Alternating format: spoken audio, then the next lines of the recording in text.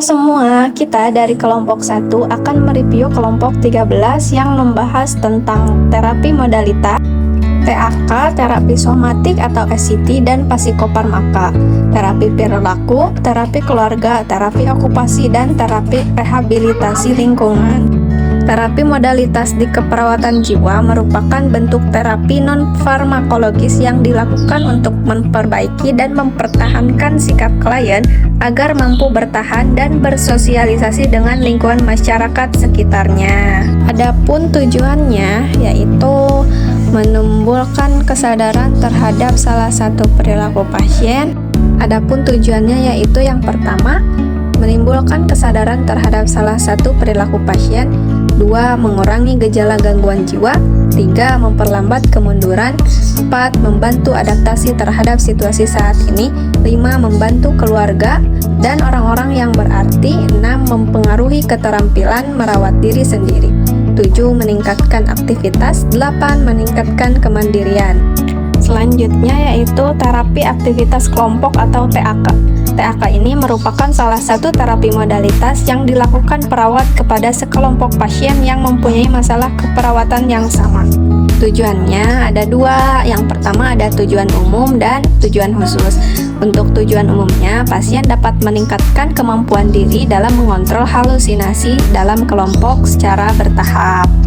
Tujuan khususnya yaitu yang pertama, pasien dapat mengenal halusinasi.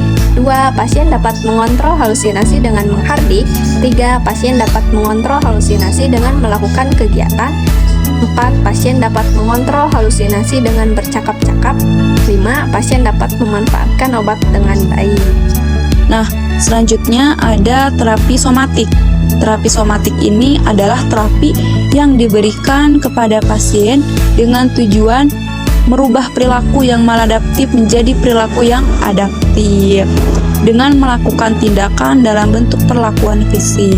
Nah, adapun jenis-jenis terapi somatik, yang pertama ada restraint, seklusi, fototerapi, dan elektrokonvulsif. Nah, selanjutnya terapi yang ketiga ini ada psikofarmaka.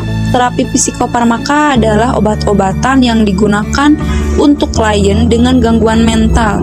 Psikofarmaka termasuk obat-obatan psikotropik yang bersifat neuroleptik atau bekerja pada sistem saraf. Adapun pengobatan pada gangguan mental bersifat komprehensif yang meliputi ada teori biologis atau somatik, ada psikoterapi dan terapi modalitas. Beranjak ke terapi selanjutnya ada terapi perilaku. Anggapan dasar dari terapi perilaku adalah kenyataan bahwa perilaku timbul akibat proses pembelajaran. Perilaku sehat oleh karenanya dapat dipelajari dan disubstitusi dari perilaku yang tidak sehat. Teknik dasar digunakan dalam jenis terapi ini ada 5.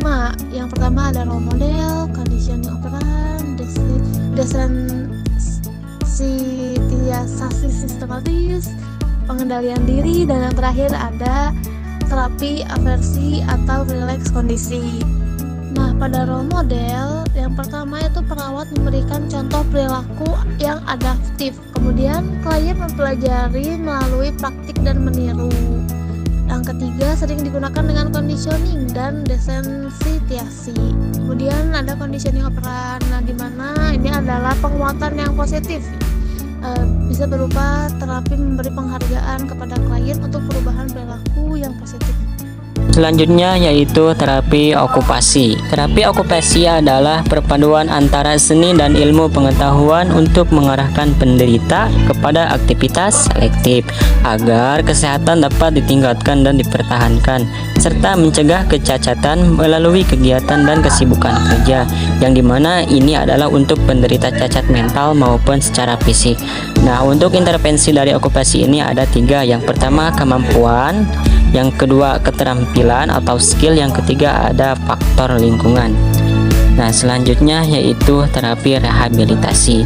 Nah, terapi rehabilitasi ini adalah segala tindakan fisik, penyesuaian psikososial, dan latihan vokasional sebagai usaha untuk memperoleh fungsi dan penyesuaian diri yang optimal, serta mempersiapkan klien secara fisik, mental, sosial, dan vokasional, yang dimana untuk suatu kehidupan penuh sesuai dengan kemampuannya. Tujuan rehabilitasi ini yang pertama untuk mengembalikan kemampuan individu setelah terjadinya gangguan kepada kondisi tingkatan fungsi yang optimum. Yang kedua, untuk mencegah kecacatan yang lebih besar. Yang ketiga, memelihara kemampuan yang ada yang dimiliki oleh pasien.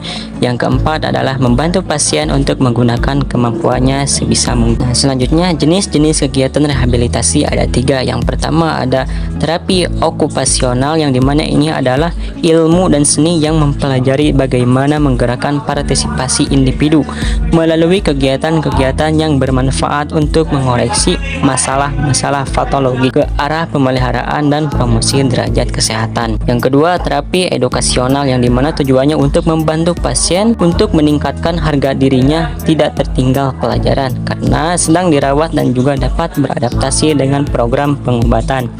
Yang ketiga ada rehabilitasi vokasional, yang dimana ini adalah suatu proses di mana pasien dikaji, dilatih, dan ditetapkan sesuai dengan pekerjaannya yang dapat membantunya mendapatkan kepuasan dan bermakna.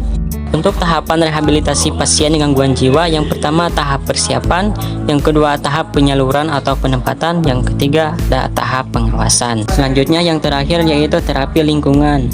Terapi lingkungan adalah sebuah perencanaan lingkungan perawatan di mana kejadian dan interaksi setiap hari dirancang secara terapeutik dengan tujuan meningkatkan keterampilan sosial dan membangun rasa percaya diri pasien. Nah, sedangkan menurut Wilson tahun 1992, milioterapi adalah penggunaan lingkungan untuk tujuan terapeutik. Lingkungan tersebut harus memiliki karakteristik sebagaimana yang disebutkan. Yang pertama, harus pasien merasa akrab dengan lingkungan yang diharapkannya. Yang kedua, pasien merasa senang atau nyaman dan tidak merasa takut di lingkungannya. Yang ketiga, kebutuhan fisik pasien harus terpenuhi. Yang keempat, lingkungan harus adalah lingkungan menciptakan rasa aman dan terjadinya luka akibat impuls pasien. Yang ketiga ada Neptune. Nah, Neptune ini adalah personal anjing atau siate. Nah, untuk jenis-jenis terapi lingkungan, yang pertama ada terapi rekreasi. Terapi ini adalah yang menggunakan salah satu kegiatan yang dilakukan pada waktu luang dengan tujuan pasien dapat melakukan kegiatan secara konstruktif dan menyenangkan serta mengembangkan kemampuan hubungan sosial. Yang kedua, terapi kreasi seni. Nah, dalam terapi ini perawat sebagai leader atau bekerja sama dengan orang lain yang ahli dalam bidangnya karena harus sesuai dengan bakat dan minat. Yang keempat, fetoterapi, di mana ini bertujuan untuk menstimulasi respon pasien yang tidak mampu mengadakan hubungan interaksi dengan orang-orang dan pasien yang biasanya merasa kesepian dan menyendiri.